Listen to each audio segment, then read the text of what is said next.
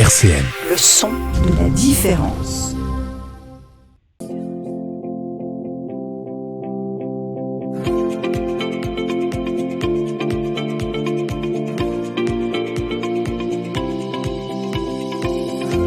Les masques tombent sur RCN, Sarah Leroy.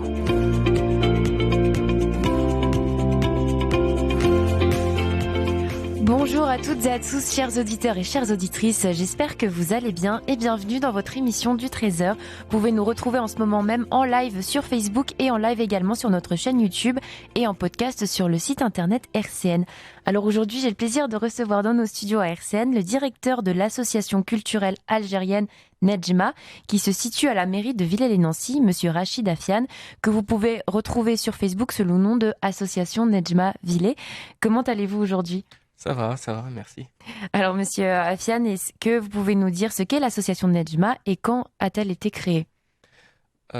Bonjour, l'association Nedjma est une association de culture algérienne qui vise à promouvoir et à préserver et puis développer, bien sûr, la culture, le patrimoine de la culture algérienne dans tous ses aspects. Donc, vous voulez évoluer autour de l'agglomération nancéenne et ensuite peut-être intégrer cette association au niveau national ? Oui, on commence petit à petit, déjà par la mairie de Villers, la ville de Villers-lès-Nancy, où on est installé. Et petit à petit, on essaye de gagner plus de territoire en termes de reconnaissance et d'activité. Et comment on fait pour rejoindre l'association ? Est-ce qu'on doit remplir un bulletin d'adhésion ou comment ça se passe ? Il y a un bulletin d'adhésion, oui, et puis on est en train de préparer une nouvelle version du flyer de l'association qui sera distribué bientôt. Également sur Internet, il sera disponible et qui contient en verso le bulletin d'adhésion. Il suffit de le remplir et de l'envoyer ou le déposer à la mairie de Villers. Donc cette association a été créée l'année dernière, en 2020. Ouais. Quelles ont été vos motivations majeures pour la création de cette association ? En fait, l'association Nedjma a été créée en pleine crise Covid. Donc, c'était un peu, on va dire, un peu osé de la créer en ce moment-là. Et le but est de donner une vision plus claire, plus du milieu, de plein culture algérienne. Une vision, bien sûr, pour les gens qui n'ont pas affaire à cette culture au quotidien. Et vous êtes la seule association à Nancy de culture algérienne ? Il y en a différentes, il y en a d'autres, mais qui sont sur Nancy, je sais pas, mais en tout cas sur Villers, on est les seuls. Sur Villers, on est les seuls qui font la culture purement algérienne, en termes de culture algérienne et que algérienne. Donc, pour le moment, on est les seuls. Il y a d'autres associations qui sont plus spécialisées, soit orientées étudiants, soit orientées dans d'autres vocations. C'est pas vraiment algérienne. Mais vous ne menez pas vos actions seules puisque vous êtes en partenariat avec des collectivités locales, des institutions administratives et académiques comme des universités, des laboratoires de recherche et des sociétés privées aussi, afin d'assurer un rendu meilleur et une bonne interaction avec l'environnement. Oui. L'environnement. En fait, nos partenaires, le premier partenaire bien sûr c'est la ville de Villers-lès-Nancy. Donc on a le soutien de la mairie, du conseil municipal qui nous soutiennent vraiment dans nos activités. Et puis les autres, on essaye de tisser plus de liens avec d'autres partenaires. Bien sûr, on est une jeune association, donc on vient de commencer, donc on s'agrandit petit à petit. Donc, et y compris aussi les autres associations. On essaie aussi de prendre contact avec d'autres associations qui ont soit le même sujet, soit la même identité algérienne ou culturelle, qu'on puisse trouver un terrain d'entente et de travail ensemble. Justement, parlons un peu plus de vos actions maintenant au sein de l'association. Quelles sont les actions que vous avez commencé un petit peu à créer ou quelles sont les actions que vous aimeriez faire à l'avenir ? Comme je vous ai dit, l'association a été créée en pleine crise de Covid. Mhm. Donc, toutes les activités culturelles étaient en suspension. Et avec la relance dans cet été, on, on commence à organiser soit des activités permanentes qui sont régulières, soit des activités plutôt, des événements culturels, tels que des concerts. On commence à programmer doucement, mais ça va venir. Et pour vous, est-ce que c'est important que vos actions se reflètent à travers les générations, que ça touche toute génération? Bien sûr, bien sûr. Le patrimoine culturel algérien est un patrimoine qui date de l'an siècle, quoi. Enfin, c'est vraiment profond. Et on vise à le préserver et le transmettre, bien sûr avec des possibilités de développement, mais le transmettre aussi d'une génération à génération et le reconnaître, bien sûr. Et est-ce que vous êtes tout seul au sein de l'association ou est-ce qu'il y a une équipe? Donc évidemment, il y a des bénévoles, il y a des bulletins d'adhésion, mais est-ce que vous avez créé seul ou il y a une équipe derrière vous? On est quelques jeunes qui sont motivés par cette cause, quoi. Et donc du coup, vous êtes le directeur? Je suis le président de l'association. Nous avons un trésorier, la structure classique d'une association. Et donc vous comptez organiser des événements artistiques, vous souhaiterez organiser des concerts, des spectacles, mais également des expositions ou même des conférences, des salons littéraires, scientifiques également, autour de la culture algérienne. Et en quoi c'est important de représenter cette culture algérienne sous ses différents aspects pour vous? Comme je vous ai dit, c'est un peu... Je suis algérien d'origine, donc j'ai vécu en Algérie jusqu'à mes 23 ans. Je suis arrivé ici. Enfin, c'est une histoire un peu personnelle. Ça rejoint un peu ma vie personnelle. Je suis informaticien de profession, mais certes, la culture dans laquelle j'ai été éduqué me tient à cœur. Et cette beauté de culture qui est différente, qu'on ne voit pas souvent, j'ai voulu un peu la mettre en avant et la faire distinguer dans cette mosaïque un peu culturelle. Et au niveau de la composition de l'association, on retrouve des membres d'honneur et des adhérents. Est-ce que vous pouvez nous expliquer ce que c'est? Les membres d'honneur, pour le moment, il y en a qu'une dame à qui je passe le bonjour aujourd'hui, qui est Madame Annie Velin, qui est une dame qui s'est intéressée beaucoup à la culture et que j'ai connue quelques années avant que je crée cette association. Et c'est une dame qui s'est donnée pleinement aux cultures, pas que algériennes ou maghrébines, mais aux cultures de l'Orient, mais qui se donne à fond à la culture. C'est une dame de 70 ans, mais elle a de l'énergie plus que nous, quoi. Donc voilà, j'ai voulu un peu lui rendre hommage et elle est membre d'honneur de notre association. Et voilà, les membres d'honneur, c'est des gens qui vont se distinguer au fil de la vie de l'association par leur acte, par leur soutien, par leur présence, par ce qu'ils donnent à cette culture. Alors on continue du coup au niveau de l'organisation de l'association.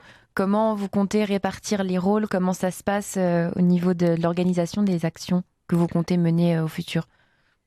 En fait, on est une toute petite association, hein, donc on commence bien sûr, mais toute aide, toute main bénévole est la bienvenue. Et vous recherchez des bénévoles notamment? On cherche des adhérents, des bénévoles, tout ça. On cherche de l'énergie, du soutien moral, et si c'est physique, on est preneur. Alors maintenant, on va écouter un passage d'une musique créée par Abbas Righi, où on entend d'ailleurs le nom Nejma dedans. Mais avant, est-ce que vous pouvez nous dire quelques mots sur l'artiste? L'artiste, c'est Abbas Righi, qui est aussi un ami. et qui habite à Constantine, en Algérie, dans l'Est algérien, et qui fait de la musique dite Malouf, Mhm. qui est une école, une des 3 grandes écoles de la musique arabo-andalouse en Maghreb et en Algérie, bien sûr. Mhm. Donc, cette poésie, c'est une poésie enfin, qui est transmise d'une génération à l'autre, hein. C'est une très ancienne poésie qui raconte une histoire d'amour entre la fille qui s'appelle Nejma et un jeune homme qui venait de Bonn, de Annaba d'aujourd'hui. Donc voilà, c'est une histoire d'amour et enfin, d'où le terme Nejma qui veut dire, si on le traduit, c'est étoile. On écoute ça maintenant sur RCN 90.7. نجمة يا نجمة ما بقالك صواب في اللوم علي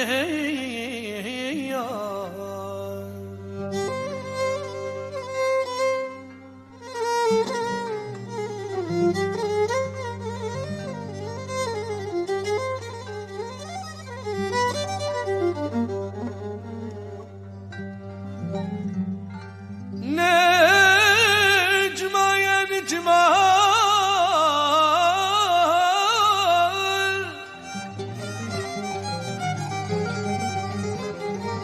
نجمة يا نجمة ما مقالك صواب في اللوم علي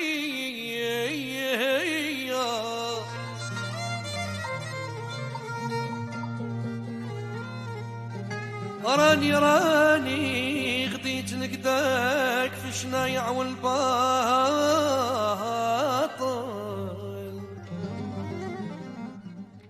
Et on vient d'écouter un passage de musique de Abbas Righi sur RCN. Donc on entend le nom Nejma dans la chanson. Donc je m'adresse directement à vous. Justement, que veut dire Nejma et pourquoi vous avez choisi ce nom pour l'association?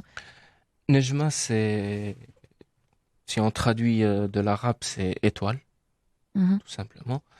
Mais l'étoile, dans les cultures arabo-musulmanes, ça a eu, ça c'est devenu un symbole si vous voyez même les drapeaux des différents pays du monde arabo-musulman, vous allez trouver l'étoile présente un peu partout. Mhm. L'étoile est aussi, elle a une représentation un peu liée à la culture un peu religieuse et tout ça.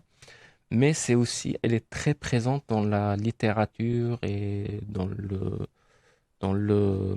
l'artistique algérien, quoi. Enfin, dans le domaine artistique algérien. Mhm. Comme on vient de l'entendre dans cette poésie, il y a un livre très connu de Katb Yassine, un auteur algérien, qui s'intitule tout simplement Nejma aussi, et dans lequel aussi Nejma est une jeune fille qui est un peu partagée entre française et algérienne. Donc c'est aussi un peu le principe de l'association. Mhm. Donc ça s'est rejoint un peu, et c'est comme ça qu'on a pris ce nom et qui est reflété un peu par cet aspect des deux, Donc ça des reflète deux vraiment rites, bien les quoi. valeurs de l'association aussi. Voilà, Ok. voilà. Et vous avez également créé cette association dans un but de transmission de moyens d'expression, d'innovation culturelle pour on parlait des générations, mais c'est également pour les générations à venir. Oui, l'un des buts de notre association, dans le- bien sûr dans l'aspect culturel, mais aussi dans l'aspect associatif, est d'aider les jeunes, enfin les jeunes, comme nous, quoi. Oui.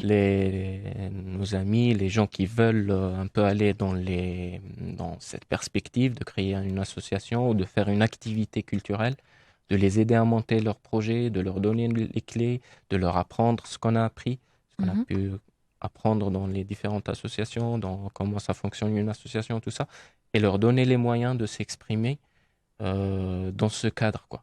Donc, soit en montant leur propre association, on peut les aider, les accompagner, ou soit en intégrant un projet culturel dans notre association qui serait dédié à leur nom, quoi. Enfin, Merci beaucoup. Vous êtes toujours sur RCN 90.7 en compagnie de Rachid Afian, fondateur de l'association algérienne Nejma.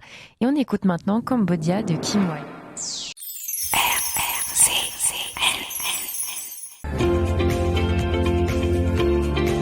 RCN, les masques tombent, Sarah Leroy. Et on vient d'écouter Cambodia de Kim Wilde sur RCN 90.7. Je suis toujours aux côtés de Rachid Afian, fondateur de l'association algérienne culturelle Nejma. Alors vous organisez aussi tous les jeudis des cours de pratique et d'apprentissage de la musique andalouse d'Alger de 19h30 à 22h30 à la salle polyvalente du Placieux à Villers-les-Nancy.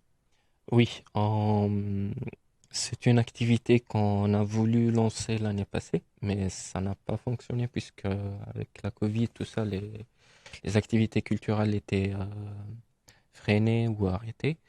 Et cette année, bien sûr, avec le soutien de la mairie de Villers, on a pu avoir déjà la salle, l'animateur. L'animateur, c'est professeur Kamel Smaili, un professeur au lauréat en informatique, mais qui a pratiqué cette musique pendant des décennies.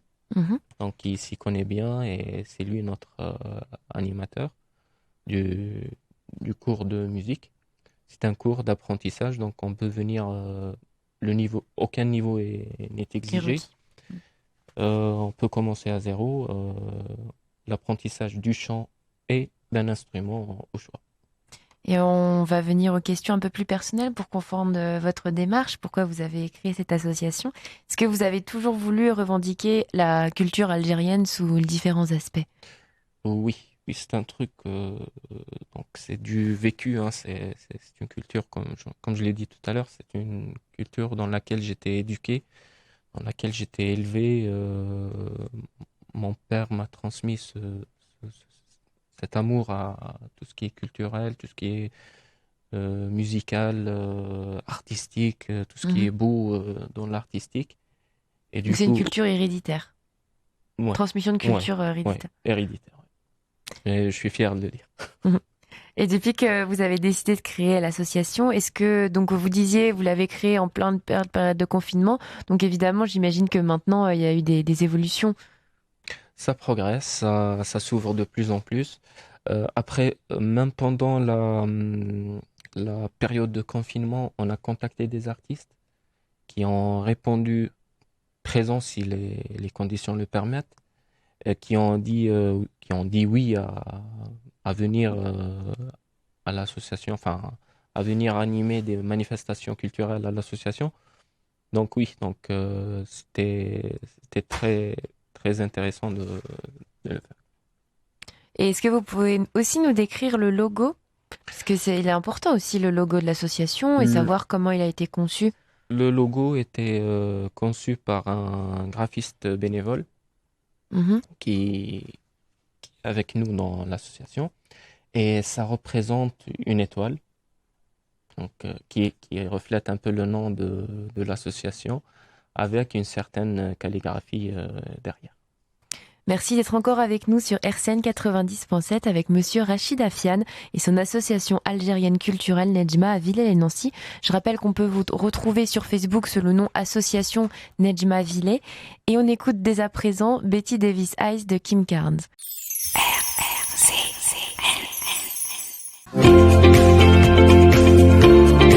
RCN, les masques tombent, Sarah Leroy.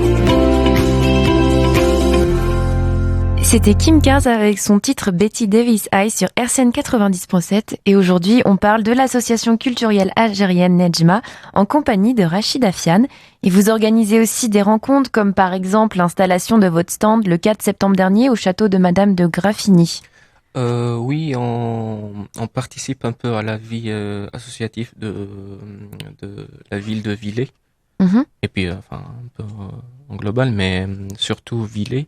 Et c'est la deuxième édition à laquelle on participe. On a participé à la première édition de la rentrée culturelle de 2020. Donc, où on a aussi animé un stand. Et cette année aussi, on a réussi à avoir un stand. Et vous comptez renouveler ce genre d'expérience en Oui, à chaque plus fois, oui. à chaque Oui, fois? à chaque fois que ça se présente, une rencontre avec notre public, on sera là. Et je change de sujet par rapport à la musique arabo-andalouse. Vous avez commencé par cette pratique au sein de votre association. Est-ce que vous pouvez nous expliquer quelles sont les caractéristiques de cette musique arabo-andalouse? En fait, c'est une musique ancienne, classique, qui respecte certaines règles de musique, donc qui est transmise à l'oral. Normalement, c'est une musique qui se transmet à l'oral et qui est qui a su garder une certaine lignée dedans. Et on distingue trois grandes écoles dans le Maghreb, trois grandes écoles dans ce genre de musique. Il y a l'école de l'Ouest, appelée aussi l'Gharnati, telle que Grenade, qui vient de la ville de Grenade. Et il y a Sanaa, qui est l'école d'Alger, et il y a le Malouf dont on vient d'écouter l'extrait de Abbas El-Ri. Donc, il y a trois écoles. Nous, on a commencé par l'école d'Alger, vu qu'on a un expert dedans, et sur les lieux, donc on a pu exploiter ce point.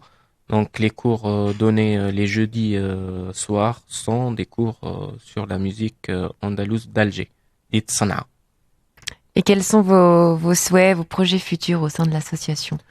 Les projets d'augmenter un peu, de réaliser des événements, plus d'événements pour nos adhérents, pour la communauté, que ce soit algérienne ou autre, pour faire découvrir cette culture. Et puis aussi, en parallèle, comme je vous ai dit, aider à monter aussi des projets culturels ou qui sont dans le même domaine. Et puis aussi lancer aussi quelques autres activités régulières artistiques. Et pour finir, que diriez-vous à nos auditeurs de RCN pour qu'ils foncent au sein de l'association Nejma? Qu'ils viennent nous voir, pour découvrir cette culture, pour pouvoir voir de plus près ce qu'on fait. Merci beaucoup Rachid Afiane. Je rappelle que vous êtes créateur de l'association Nejma. On peut vous retrouver sur le Facebook Association Nejma Villers. Je vous souhaite une excellente journée sur RCN et je vous retrouve demain à 13h. RCN, www.rcn-radio.org